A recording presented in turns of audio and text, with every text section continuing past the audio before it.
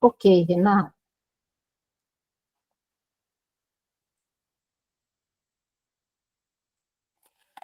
Boa noite, meus amigos. Nós vamos dar continuidade hoje no estudo do livro Os Mensageiros, né? Nós estamos no capítulo 6, Advertências Profundas. E nesse item, né, que é a continuação do capítulo 5, o benfeitor Telésforo está contando para gente em uma palestra que está acontecendo em nosso lar para trabalhadores do Ministério da Comunicação, pessoas que já trabalham e espíritos que estão interessados, como é o caso do André Luiz, em participar dessa tarefa, né? E aí o Telésforo está fazendo uma palestra explicativa, elucidativa sobre eh, como funciona esse trabalho, em que bases ele funciona e quais são as exigências para se trabalhar com essa equipe e por que é exigido tamanho comprometimento desses espíritos.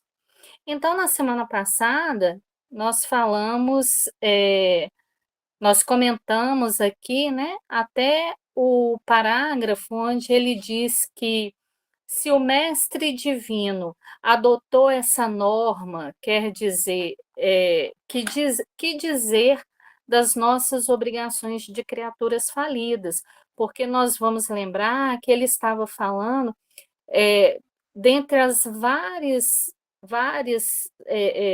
situações que ele expôs para nós, ele está falando para a gente que Jesus não esperou que os homens atingissem as glórias magnificentes, que ao invés disso, ele desceu ao plano das criaturas, né, para cumprir em exercício três verbos, que é amar, ensinar e servir. E nós comentamos que o Cristo realizou isso com louvor. Então, continuando, ele diz assim: é, em derredor de nós mesmos, os laços pessoais constituem extenso campo da atividade para o testemunho. Um detalhe, eu vou voltar aqui atrás um pouquinho.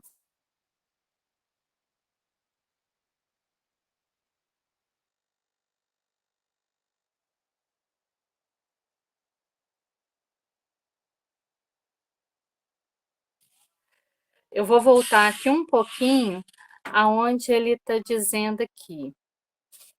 Abstraindo-nos das necessidades imensas de outros grupos, procuremos identificar as falhas existentes naqueles que nos são afins. Em derredor de nós mesmos, os laços pessoais constituem extenso campo de atividades para o testemunho. Quer dizer, em torno de nós há muito serviço a ser feito. Em torno de nós há muitas necessidades e nós devemos voltar os nossos olhos para essas necessidades. Então, assim, estarmos atentos, né? Estarmos atentos. É, cesse para nós outros a concepção de que a Terra é um vale tenebroso, destinado a quedas lamentáveis, e agasalhemos a certeza de que a esfera carnal é uma grande oficina de trabalho redentor. Nós já havíamos dito antes, né, que, se eu não me falha a memória, no capítulo 4 ele está falando que para se reencarnar na Terra é necessário ter coragem, porque é um mergulho no escuro, tem desafios muitos, muitos, mas não é só desafio, né? Não é só desafio, mas nós precisamos ter coragem. E agasalhemos a certeza de que a esfera carnal é uma grande oficina de trabalho redentor, porque aqui nós encontraremos as ferramentas de que necessitamos para nos burilarmos, para sairmos da condição que estamos até então. Porque se estamos reencarnando, se estamos precisando voltar, nós estamos ainda muito, muito, muito longe de não precisar mais. Aliás, na escala, né, do planeta Terra, de provas e expiações e dos espíritos que caminham por aqui, nós estamos muito mais próximos do início do que do final. Então, estar aqui nessa oficina é acima de uma necessidade, não digo, não é nem acima, acho que caminha junto, é a necessidade com a oportunidade, é uma bênção. A gente não consegue ver, porque quando nós estamos inseridos nos movimentos de grandes dificuldades da nossa vida, e que as situações são de dolorosas para cima, a gente não consegue ver benesse nisso, né? A gente não consegue entender que uma situação ruim, né, de difícil trato para a gente nesse momento, ela, no fundo, ela é uma situação, uma condição boa, favorável, só que isso a gente verá no tempo, a gente não verá imediatamente.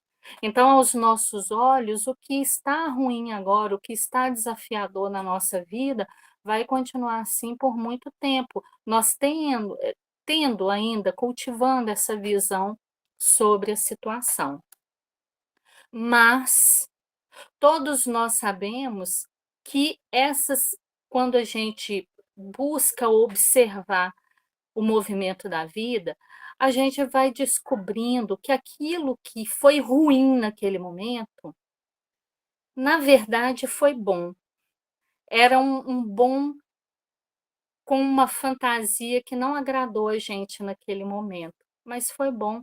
E isso nós vamos observando na nossa caminhada na vida, coisas que aconteceram na nossa vida há muito tempo atrás, há muitos anos, há décadas, e hoje a gente consegue olhar para aquilo e falar assim: Senhor, não tinha cara de coisa boa, não, mas foi, mas foi. Nós conseguimos fazer essa leitura no tempo. Mas é claro que quando nós estamos experimentando, a dor é real, né, gente? E a dor é uma bênção para nós. Ela é uma bênção para qualquer espírito que esteja na nossa condição de necessitados de aprender e de evoluir, ela é uma bênção, ela opera maravilhas. A gente precisa educar o nosso olhar também, né, para essas situações. Então, esqueçamos os erros do passado e lembremos-nos de nossas obrigações fundamentais. Nós precisamos ter coragem para não desistir. Pois não, Denise?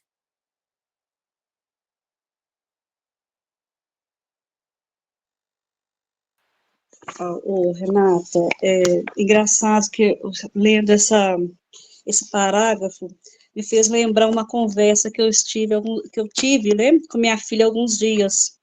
Ela reclamando de tudo, né, porque é adolescente.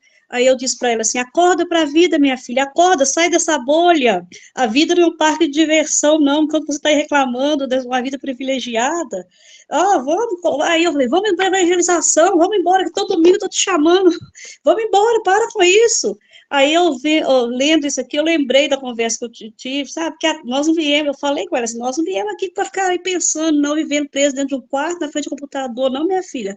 Vamos, acorda para a vida. A vida não é só isso que você está pensando que é, não. Aí ela falou assim, não, mãe, pode deixar que eu vou mudar. Aí eu lembrei, assim, na hora, a conversa que eu tive com a minha filha, desse parágrafo.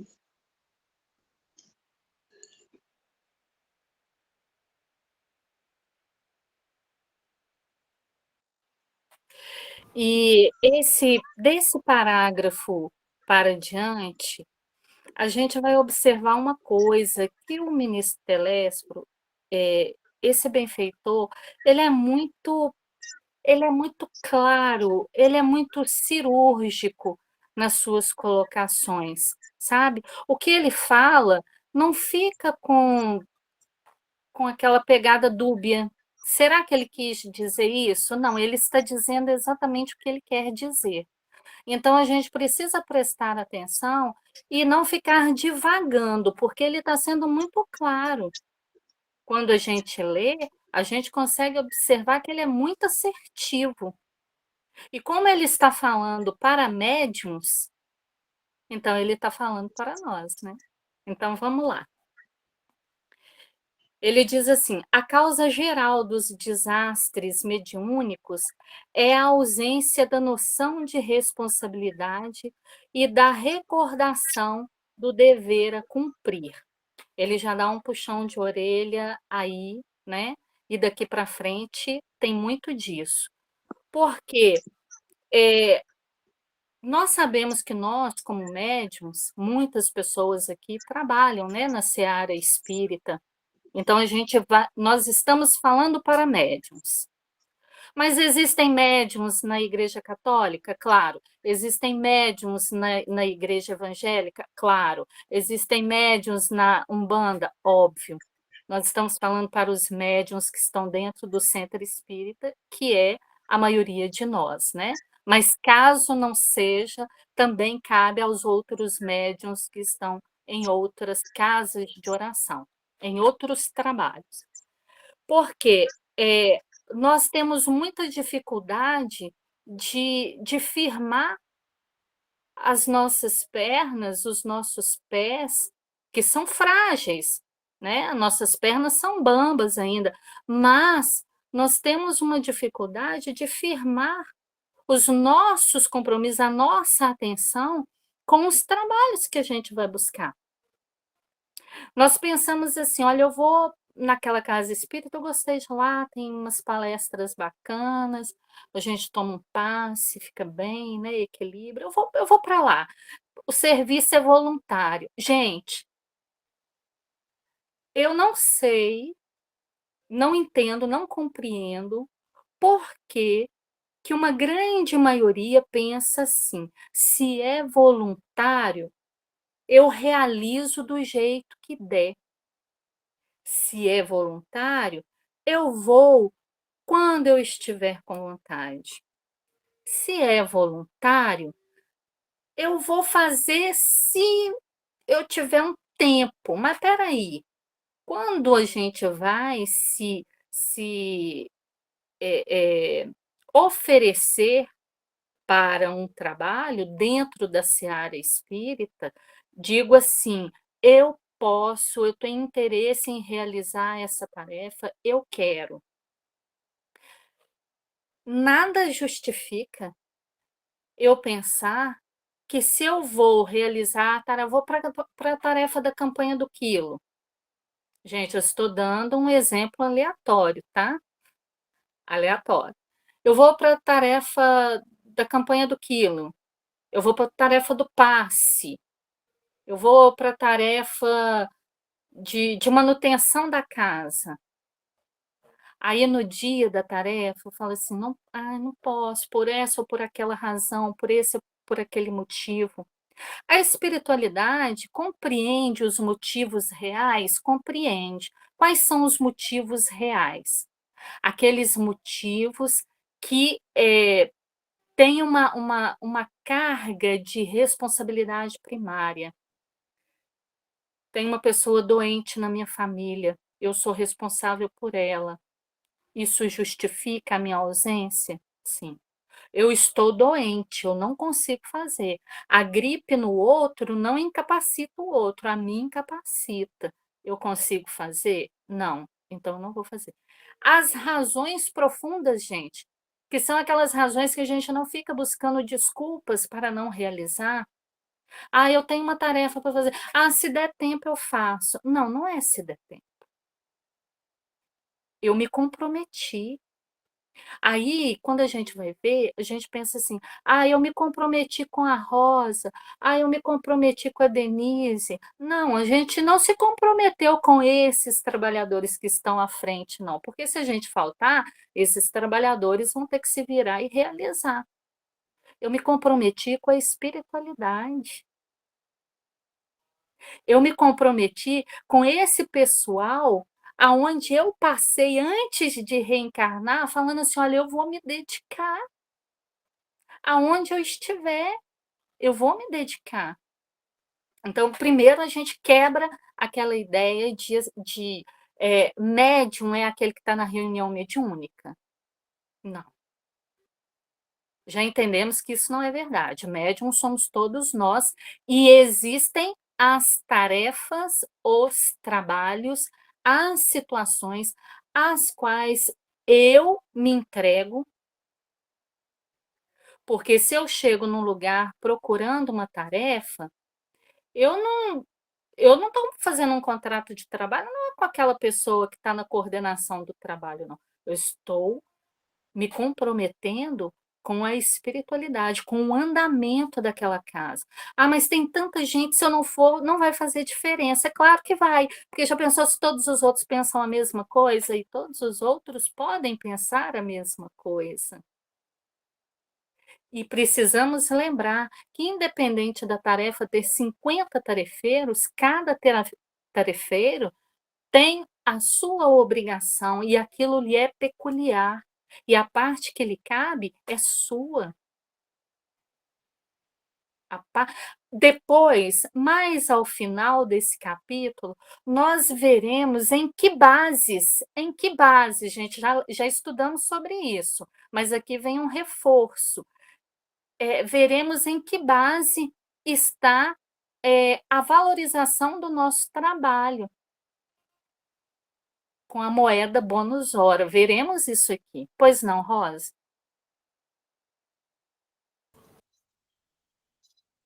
É, Renata, eu queria dar um depoimento, acho que é.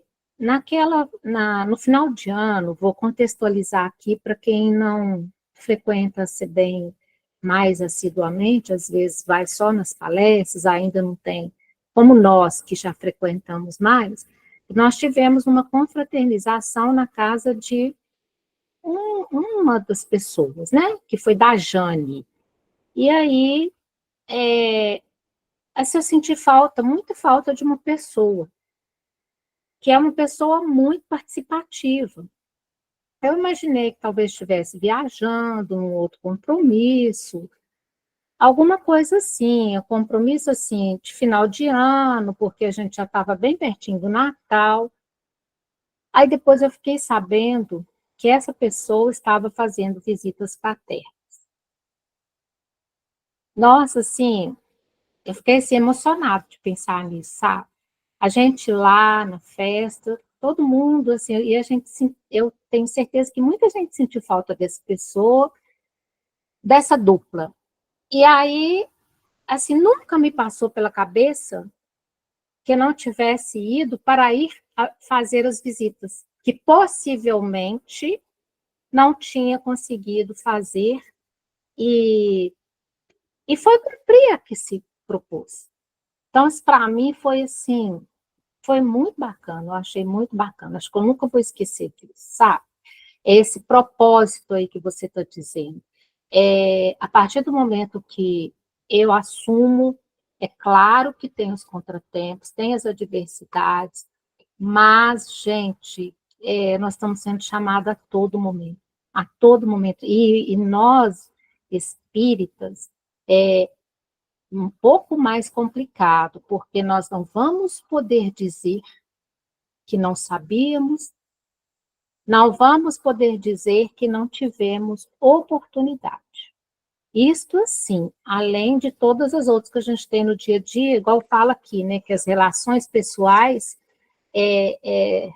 também estão aí ao nosso derredor, nos exigindo uma atenção especial também, né? Então, assim, a gente precisa atentar muito a tudo isso. Mas era isso que eu queria contar para vocês. Eu achei muito bonito isso. E realmente é, né, Rosa? Porque nós estamos aqui reunidos, né? A maioria está aqui reunida, tem, tem como um propósito essa reunião de estudo, tem como um propósito. Gente, nós somos amparados pela espiritualidade. Esse estudo, ele não acontece de forma aleatória. Ah, eu vou fazer, não tem nada para fazer, eu vou fazer. Não, ele tem um propósito espiritual. E quem o abraça, abraça um trabalho em favor de si mesmo. Porque o que a gente amealha aqui, o que a gente arrecada aqui, em termos de valor de aprendizado, a gente não passa para os outros, a gente utiliza em nós. Então, é um trabalho direto. Como que a gente utiliza isso na vida? Pensando, refletindo sobre o que a gente recebeu, sobre o que a gente tá, né, pensando, e aí a gente vai usando essa ferramenta para transformar a gente e usar isso na nossa vida diária. Usar isso na nossa vida diária. Ou vocês pensam que em determinados momentos eu não fico nervosa e não quero dar uma má resposta e eu lembro, né, do estudo, eu lembro do que está sendo oferecido para mim. E aí eu penso, é, não vou falar nada, vou guardar para mim. Até isso dissolver, vou guardar para mim. Vocês me ajudem que isso se dissolva, não vou falar nada. Então, gente, não é algo fácil. Aqui não tem nenhum espírito iluminado. Se tiver, por favor, me perdoe, eu não tenho capacidade de enxergar a luz de vocês, mas o que nós buscamos aqui é algo que é possível e é passível de nos transformar. Então, nós estamos aqui comprometidos com um estudo, com um trabalho. Estamos obrando. E quem pensar que está só matando um tempo, não, está obrando. Esse estudo também é um trabalho em favor de nós mesmos. E a quem ele chegar, a quem se interessar em ouvi-lo e continuar buscando, está trabalhando em favor de si mesmo. Então, a advertência de Telésforo, ó, a causa geral dos desastres mediúnicos por quê? Porque se eu quero viver a vida como se eu não tivesse compromisso com nada, a não ser com as coisas materiais que cercam os meus sentidos, eu estou muito mais próximo do precipício, com uma venda nos olhos, do que eu posso imaginar. Por quê? Porque quando a gente está trabalhando, quando a gente está próximo de Jesus, da espiritualidade, e isso nas suas mais variadas formas de trabalho, tá, gente? Nas mais variadas religiões e até mesmo sem nenhuma religião.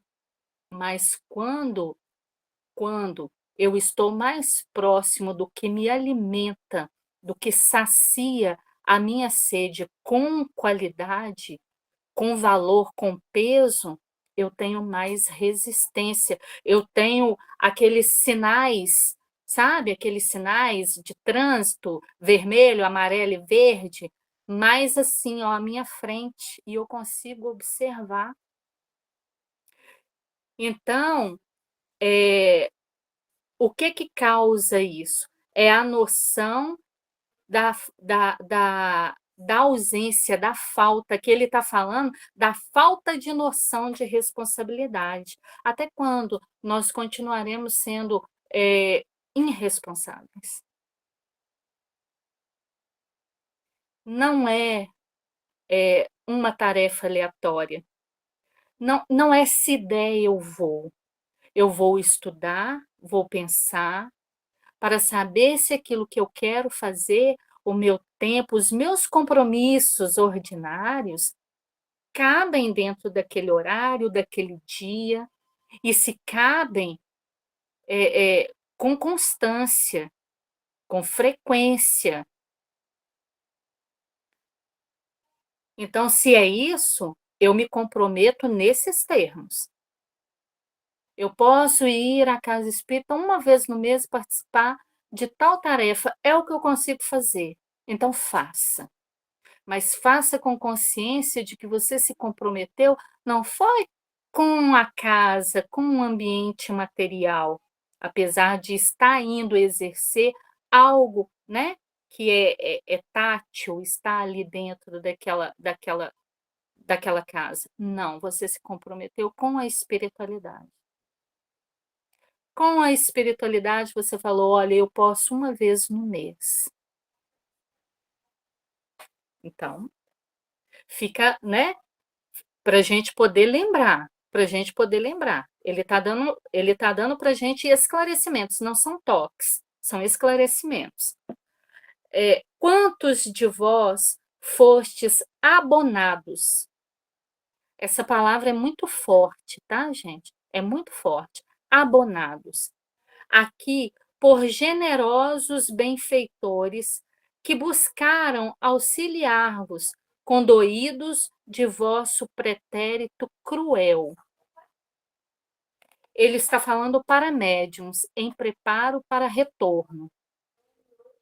Médiuns que estão se preparando para retornos futuros. Médiuns que voltaram quebrados, falidos e que estão lá, se preparando para futuros trabalhos. Ele está falando para nós. Então, ele está dizendo aqui, daqui, quantos de vós foram abonados por generosos benfeitores que buscaram ajudá-los condoídos. Gente, essa palavra condoídos, ela é muito profunda. Condoídos de vosso pretérito cruel. Não é qualquer passado, gente. Nós não temos qualquer passado. Nós temos passado, um passado assim que, graças a Deus, nós não lembramos. Nós não lembramos. Glória a Deus nas alturas, que nos possibilita esquecer os detalhes. Porque o reencarnar é isso, a gente esquece os detalhes. A gente lembra da essência, né? Porque o que eu não esqueço? Eu não esqueço de quem eu sou, das minhas qualidades e dos meus defeitos. Isso eu não esqueço, não. Conheço tudo. Conheço tudo. Agora, os detalhes profundos, esse detalhe aí a gente esquece, porque não dá para caminhar lembrando deles. Não é possível. Seria desorganizar o nosso campo mental. E Deus não quer isso. Ele quer que a gente avance. Ele quer que a gente avance para que, no avançar, a gente reequilibre as forças e dê conta de realizar em nós as melhorias necessárias. Que a gente dê conta de realizar em nós as quitações que se fazem necessárias. A gente vai fazendo isso como? A gente reencarna, a gente não lembra dos desafetos, ora a gente sente uma coisinha ou outra, que a gente jura que é o nosso anjo da guarda que não gostou da pessoa, mas é mentira, tá, gente? Anjo da guarda parte do princípio que ele é um espírito mais evoluído que nós. Então, não tem esse negócio do anjo da guarda não ir com a cara da pessoa. Quem não vai com a cara da pessoa somos nós mesmos. Aí, por uma série de fatores, uma série de coisas, não necessariamente que tenha ali um reme-reme do passado, mas pode ter. Como nós não sabemos, mas a gente não pode aplicar a regra do 100%, porque podem ser muitas coisas. O outro pode espelhar para nós algo em nós que a gente não gosta. E aí a gente vê nele e fala, não gosto daquela pessoa, meu anjo da guarda não gosta. Mentira. Somos nós mesmos, né? E tem os desafetos. Os desafetos, gente, parte do princípio que os desafetos sempre estão por perto. Os desafetos, eles não estão em Roma, gente. Eles não estão nas Ilhas Maldivas. Eles não estão morando no Japão. Pelo menos aqueles assim que dá para gente encontrar por agora, eles estão muito perto da gente. No trabalho, na família, nas situações, nas casas religiosas, eles estão perto. Estão perto. A gente convive diariamente, entende? Está muito próximo. O vizinho, às vezes tem um vizinho que. Mas a gente não muda e nem ele. O que você acha que é isso? Né? Então, olha, nós fomos abonados por benfeitores que, condoídos do nosso passado, dos nossos desajustes, das nossas delinquências, nos abonam. Abonar é afiançar uma pessoa, gente. Ô Jesus, essa criança, Senhor, ela precisa viajar. Ah, não tem, Senhor, ela não tem mérito nenhum, mas eu vou assistir ela. Sabe aquela minha economia, Senhor, bônus hora que eu tenho lá? Eu peço ao Senhor, deixa eu usar com ela. Eles nos abonam, eles nos dão uma qualificação, uma condição da gente poder voltar. Às vezes, na condição que nós voltamos, gente, nós não nos fazemos merecedores. Às vezes, nós não nos fazemos merecedores de ter a mãe e o pai que temos. Nós não nos fazemos merecedores de ter a vida social que temos, de morar no país que moramos. O que acontece?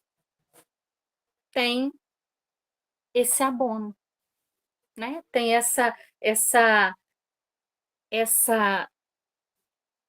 confiança de afiançar.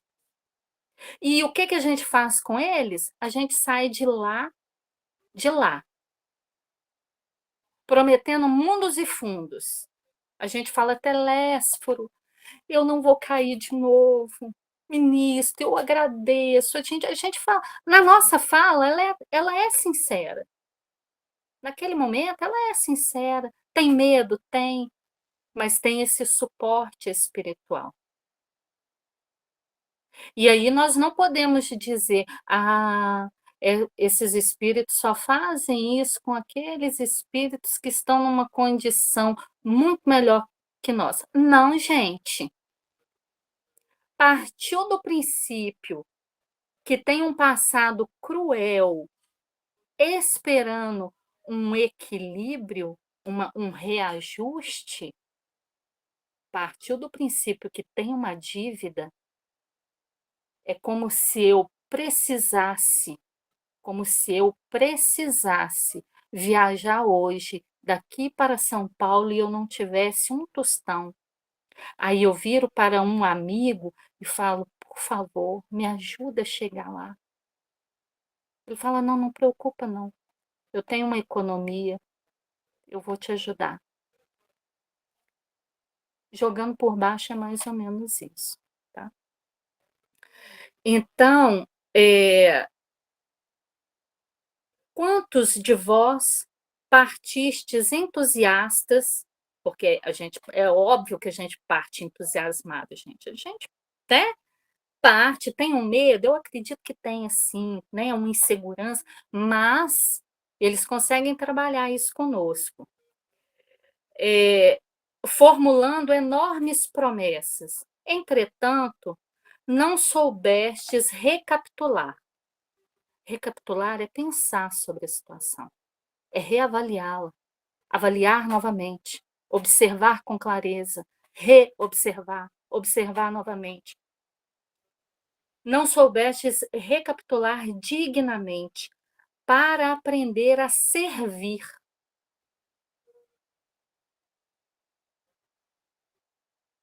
Conforme os desígnios superiores do Eterno. Por que Jesus fala tanto para nós de caridade, de amor ao próximo? Porque nós recebemos isso e não sabemos utilizar isso, essas benesses que recebemos.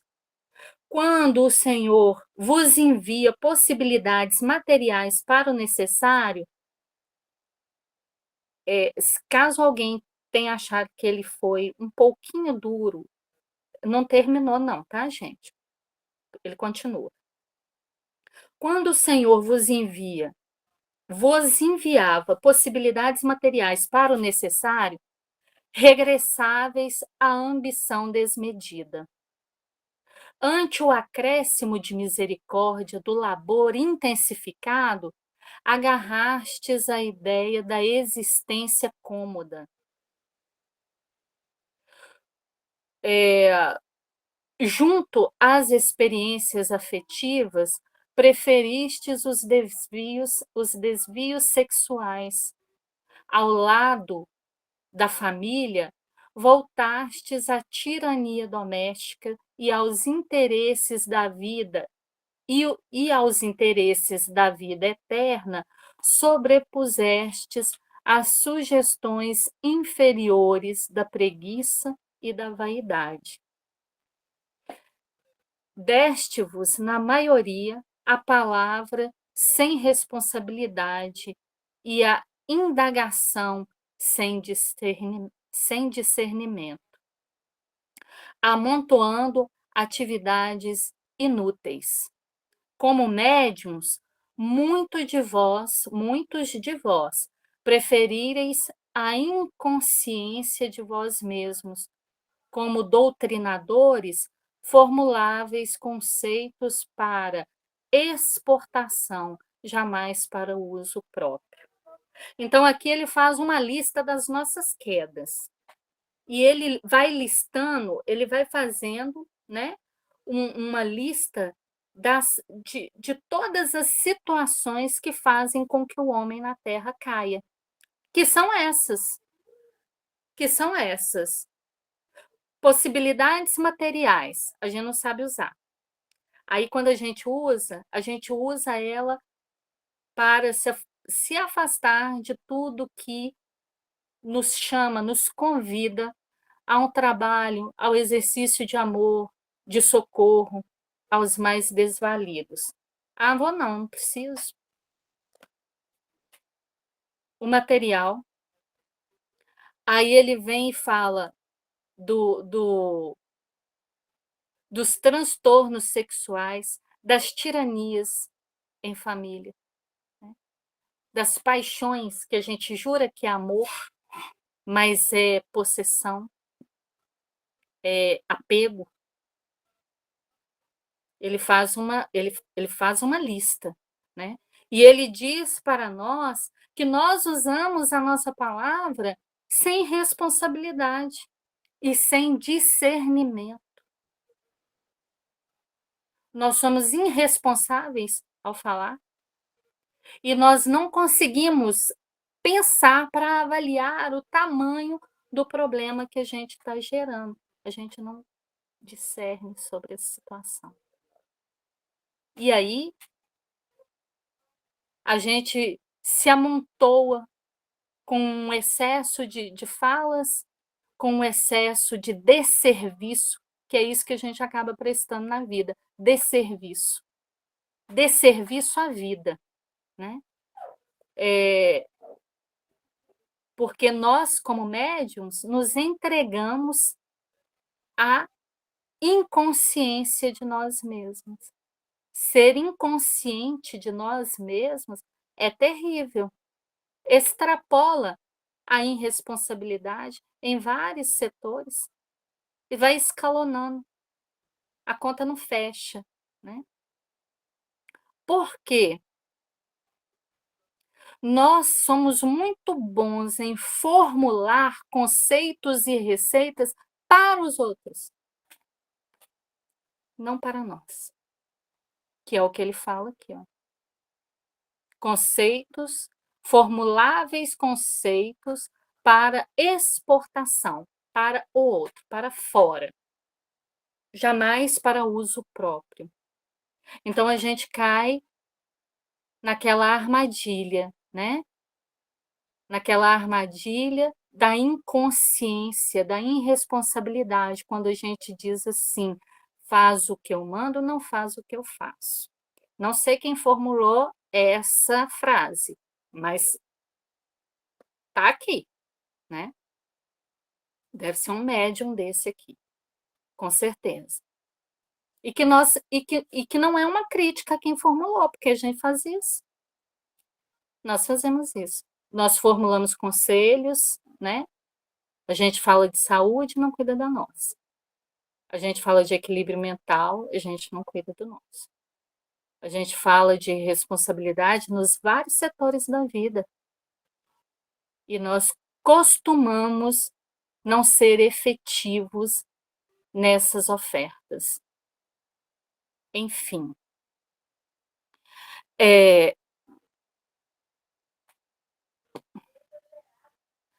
Que resultado atingimos? Grandes massas batem as fontes do espiritismo sagrado tão só no propósito de lhe mancharem as águas. Isso aqui é até um tanto mais denso, mais complexo, e aí a gente vai conversar sobre isso. Ele está vindo nos advertir. Ele está fazendo uma adversão para a gente. Ele está chamando a atenção para a gente quando ele faz assim: que resultados atingimos? Olha só, grandes massas, não, ele não está falando de uma totalidade. Ele não está falando todo mundo, não. Ele não está falando a maioria, ele está falando grandes massas. Batem as fontes do espiritismo sagrado, tão só no propósito de lhe mancharem as águas. O que é isso? Quando nós não temos um compromisso com Jesus, de sermos servidores fiéis ou de nos qualificarmos no tempo a ser.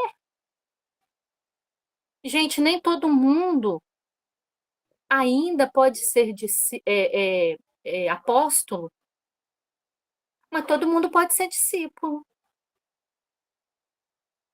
O apóstolo é uma gradação. O discípulo é quem está aprendendo, o apóstolo quem já está ensinando. Mas ambos trabalham. Só que um pode orientar, o outro ainda está sendo orientado. Mas olha só, quando nós chegamos na doutrina espírita, se os nossos propósitos, eles não forem realmente sinceros, se eles não forem bons, aí essa frase está falando quem somos nós dentro do espiritismo. O espiritismo precisa de uma releitura. O espiritismo não precisa de releitura. Né? Não precisa. Geralmente, quem fala que o espiritismo precisa de releitura nem leu Kardec, nem leu os 5 livros. Começa a trazer, a poluir, tentar poluir uma ideia que em suas bases é cristalina. Eu posso ler lá o livro, a Gênesis, o livro dos Espíritos. Eu não entendo. Ok, ok. Tem outros, tem obras subsidiárias, André Luiz, Emmanuel, que nos ajudam, esclarece, eles têm condições de abrir capilaridades, veios daquela mesma informação, elucidando para nós. Mas eles não apresentam nada esdrúxulo. O esdrúxulo, quem apresenta, é quem quer oferecer a dissensão. E geralmente a dissensão ela começa de formas muito sutis. Muito sutis. E ele vai explicar isso aqui para gente, ó. Não são. Quem chega no espiritismo, quem lhe bate as massas, né? Que lhe batem as frontes com esses propósitos, são esses aqui, ó.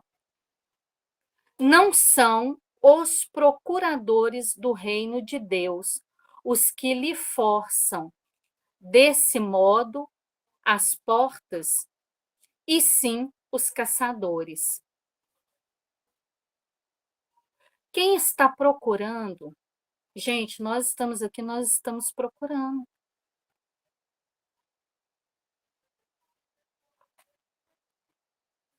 Eu posso dizer do meu coração, eu estou procurando. E acredito que todos vocês que separaram um momento para estar aqui também estão. Estão procurando orientação, estão procurando renovação, estão em busca verdadeiramente de um novo caminho. Aquele caminho de ontem, Senhor, que entrega um espírito falido e cruel, como está dizendo aqui atrás, aquele caminho eu não quero mais. Eu busco algo novo. Eu quero isso. Quem procura, gente, está nessa toada que ele fala aqui, ó.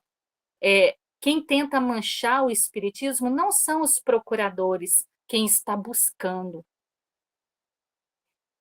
Quem chega na SEBEM ou em qualquer outra casa espírita identifica lá um oásis que aplaca a sua dor, o queimor da sua alma. A filha, o marido, a esposa, o parente está no hospital, não está bem. Você chega lá e você deságua, você acha alguém, ou não, que te acolha naquele momento, que às vezes você não quer nem falar, você quer ficar quietinho, só ouvindo. E a espiritualidade te acolhe. O que que nós estamos fazendo? Nós estamos buscando o lenitivo para a nossa alma. Então, nós não nos qualificamos nessa grande massa que está tentando distorcer as coisas, mas a gente tem que ter atenção para isso, para que as nossas ideias não se tornem estapafúrdias e que a gente não comece a obrar de uma forma que não é produtiva. A gente tem que ter vigilância, sim. Mas ele está falando de quem? Ele está falando dos caçadores.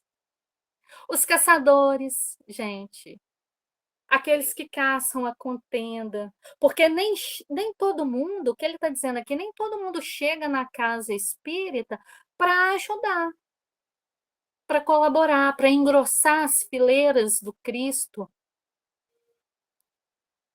dos seus propósitos sagrados, dos seus ensinamentos. Não, não. Tem gente que chega para separar. E muitos conseguem realizar esse intento. Pois não, Rosa?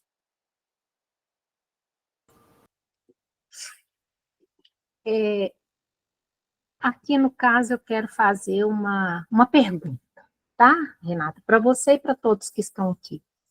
O que pensar dessas pessoas que chegam ao espiritismo nos momentos que elas têm outras doutrinas, mas no momento que aperta muito, no momento que vem uma doença, algo, não só doença, mas que vem as dores, que são variadas, aí buscam o espiritismo com uma certeza de que vão resolver o problema. Resolvido o problema, vamos embora, também acabou. O que pensar? Como podemos pensar e dizer para essas pessoas? Analisar essa situação. Você acha, Renata, eles se encaixam aqui nessa parte aqui dessas massas? Eu fico pensando, sabe por quê? Me dá uma curiosidade assim, que a gente vem falando, né? Eu estou dizendo isso assim, acontece nas famílias da gente, né? Também. Então a gente fala o espiritismo, a gente está sempre falando, sempre somos entusiastas, né? De falar sobre. Tá, tudo bem. Aí, na hora que a coisa aperta, aí vem tal, aí a gente nunca deixa de colher, né? No caso, a casa espírita está ali para colher, os irmãos todos para acolher. E aí a gente pensa assim, nossa, agora talvez despertou. Vai, né? Vai entender que aqui tem algo que eu preciso compreender mais. E não, aí não. Passou, ficou tudo bem, e aí retorna. Ô, Rosa, eu já ouvi essa definição uma vez, eu costumo usá-la, sabe? Eu consigo observar que no caminho da redenção, no caminho da busca espiritual, tem aqueles que estão mais ávidos, que chegaram no seu momento, porque o espírito ele precisa estar com sede. Ele precisa olhar para aquela casa espírita e ele identificar ali um oásis para a aridez da vida dele. Ele precisa identificar que ele chegou num lugar que é o lugar para ele, que é o lugar que acolhe o coração dele e que ele acolhe aquele lugar. Então, para os que vêm no momento da dor, com muita empolgação, e depois partem, eu os compreendo como foi só o chamamento da dor. Apresentou o caminho, ele já conhece o caminho, né? Na hora que doer novamente, ele já sabe o caminho, né? Geralmente as casas espíritas não mudam de endereço, é muito incomum isso acontecer. Mas eu costumo chamá-los de trabalhadores flutuantes. Por que flutuantes? Se você fizer um levantamento numa casa espírita, a casa espírita tem mais de 100 tarefeiros. Toda casa tem um volume muito grande de tarefeiros cadastrados, né, para aquela casa, para os trabalhos daquela casa. Toda casa tem essa documentação, né, faz esse levantamento, até por termos legais. Então, a casa tem um volume muito grande de trabalhadores no papel. Efetivos, a gente sabe que efetivos, se encher a mão, as duas mãos, e catar os dois pés, parabéns, essa casa brilhou. Mas, geralmente, quanto maior a casa, a gente sabe que ela tem mais trabalho, ela tem mais compromissos, né? Ela realiza mais coisas. Quanto maior a casa, não quer dizer que casas pequenas não têm, mas a gente sabe que à medida que a casa vai, os espaços vão se alastrando, os compromissos também vão chegando, né? Então, quando a casa tem um volume grande de trabalhadores, a gente sabe que tem trabalhadores que exercem a função. São 20 que exercem a função que caberia para os 100, se os 100 estivessem aptos ao trabalho, né? Se estivessem prontos para se apresentar ao trabalho.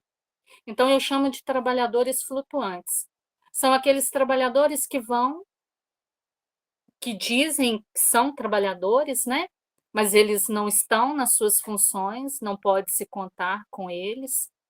Eles aparecem quando alguma dor machuca, e aí eles aparecem, porque eles sabem que ali eles são acolhidos.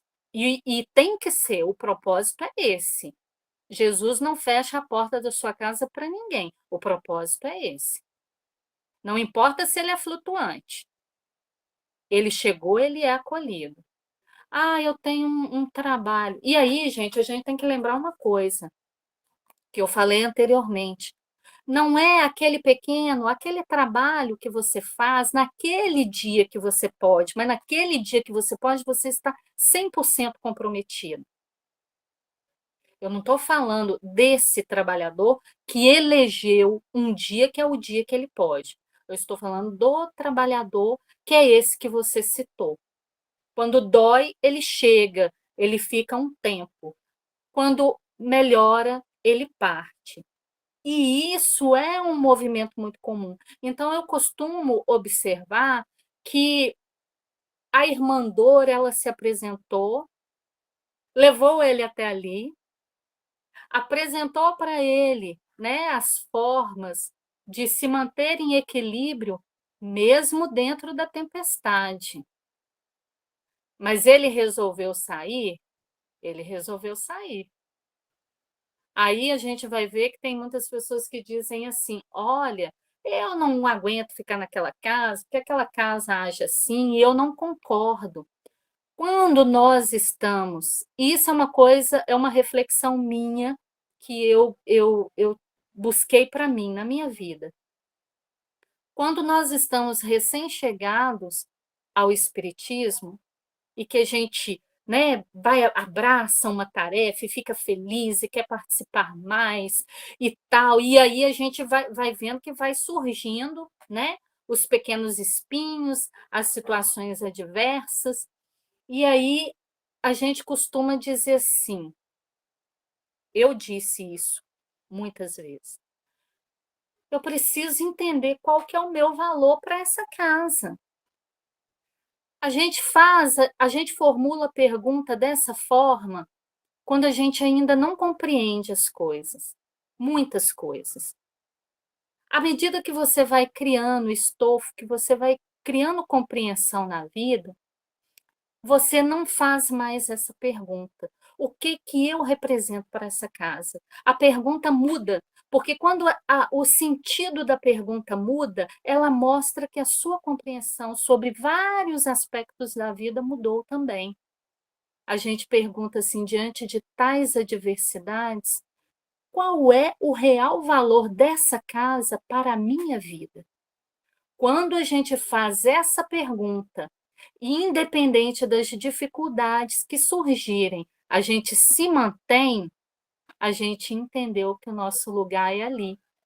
E o que aquele oásis representa para mim. Eu posso buscar outro oásis? Posso, claro, perfeitamente. Mas por várias razões que não sejam a dissensão, porque se eu sair de uma casa por causa de uma dissensão ou de uma outra coisa, ou uma picuinha, eu vou encontrá-la em outro lugar, porque não é a situação que me espinha, eu que sou espinhenta, né? Aí eu saí um pouco da pergunta que você fez, mas com relação aos trabalhadores que eu identifico como flutuam, eles ainda estão buscando se achar, estão buscando um lugar para eles, estão apurando o paladar. Eu penso assim, eu Ah, acho que todos eles, em determinado momento, encontram o seu lugar. entendi. Obrigada, Rita.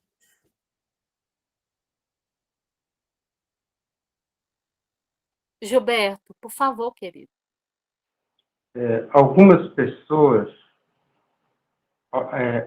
pessoas ainda buscam as casas espíritas para a resolução de problemas imediatos, baseados na fenomenologia, que já ouviram dizer, que já deram respostas positivas para muitas pessoas, através de curas espirituais para o corpo físico, através de mensagens consoladoras, mas o grande segredo do Espiritismo, que está contido nas suas obras básicas, está na resolução do ser humano através da compreensão de todas as leis que regem o universo e que regem o mundo dos espíritos e o mundo da matéria.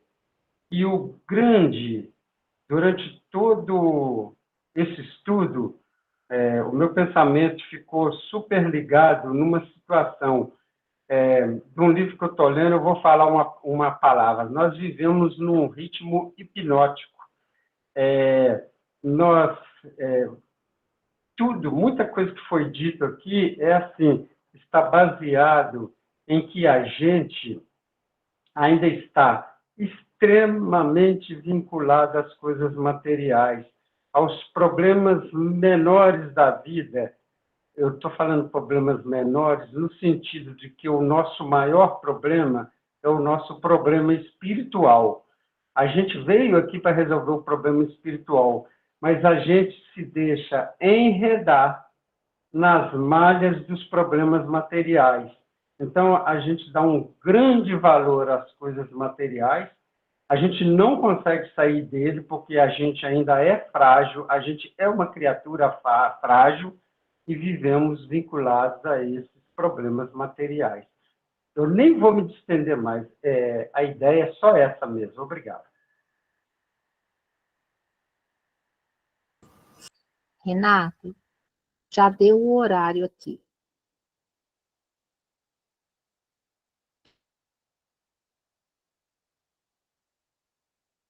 Você está sem som, Renata? Podemos finalizar Sim, por hoje? podemos sim. Então, nós nos vemos semana que vem com a continuação.